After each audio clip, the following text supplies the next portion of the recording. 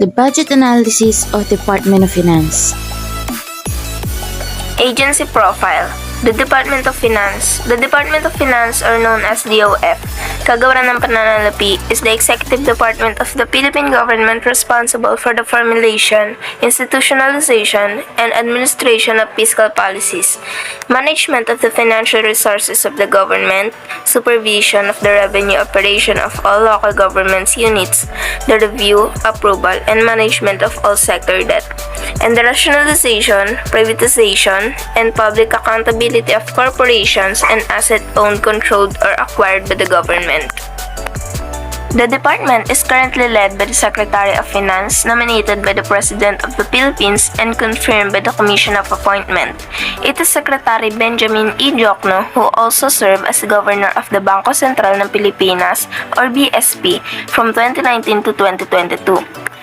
DOF is the government's stewards of sound fiscal policy. It formulates revenue policies that will ensure funding of critical government programs that promote welfare among our people and accelerate economic growth and stability. The department envisioned the effective and efficient pursuit of the critical tasks under its wings: revenue generation, resource mobilization, debt management, and fiscal management development shall provide the solid foundation for the Philippine economy that is one of the most active and dynamic in the world. The government must provide the citizenry with infrastructure, education, health, and other basic services, and the DOF must be ready with the funds from them.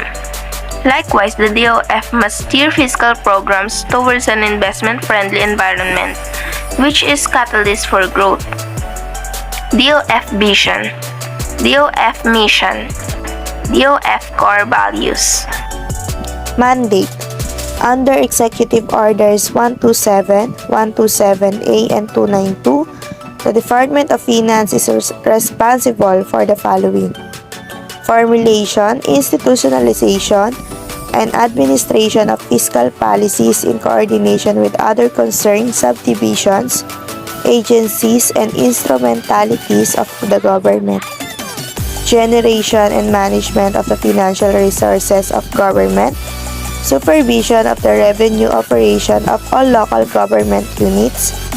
Review, approval, and management of all public sector debt, domestic or foreign, and rationalization, privatization, and public accountability of corporation and asset owned, controlled, or acquired by the government.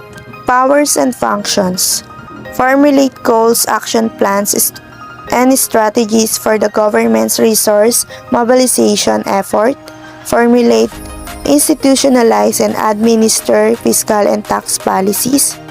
Supervise, direct, and control the collection of government revenues. Act as custodian of and manage all financial resources of government. Manage public debt. Review and coordinate policies, plans, and programs of GOCCs.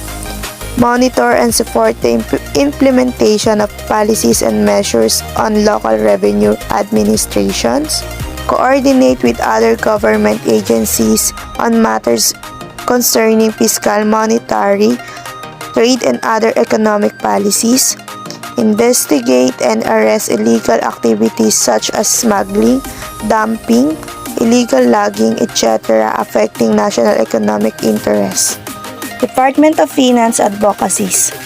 Tax Watch, Sulong Pilipinas, Tax Reform, Reform Agenda, Customs ng Bayan, LGU Score ng Iyong Bayan, PPP Program, Anti-Corruption, Legislative Agenda, Pay Your Taxes, Review of the Philippines Large-Scale Metallic Mines, Philippine-Italy Debt Swap Program.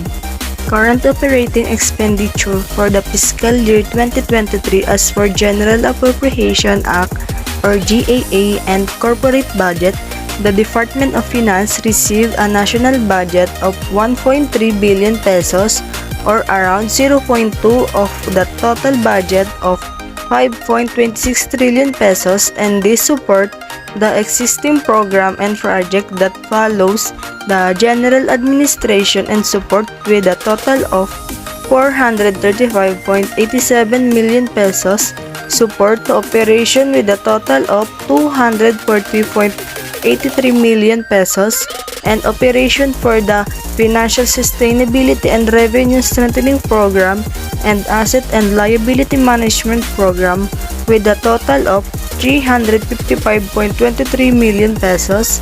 DOF Fiscal Year 2023 General Appropriation Act increased up to 14.34% and 47.35% of the department budget, or 488.59 million, is allocated to the personnel services, while 42.67 or 440.36 million is allocated to the maintenance and other operating expenses. The remaining 9.98% of the budget, amounting to 102.97 million, is allocated for capital outlay. Based on historical appropriation of the Department of Finance for the fiscal year 2021 and 2022 based on allotment class. For the fiscal year 2021, the Department of Finance received 832,641,000 pesos budget. It is lower than last year 2022. Among all the programs, the operations received the highest budget with the amount of 345,204,000 pesos. The status of implementation and projects in the said programs under operations are as follows. First is the Financial Sustainability and Revenue Strengthening Program with allocated budget amounting to 217,109,000 pesos. Second is the Asset and Liability Management Program with allocated budget amounting to 128,095,000 pesos. For the fiscal year 2022, the Department of Finance received 1,084,602,000 pesos budget, which is higher than the budget for the fiscal year 2021. Among the expense classes, personnel services received the highest budget proportion of 2022. It covers 44% of the Department of Finance budget, which amount to 475,181,000 pesos.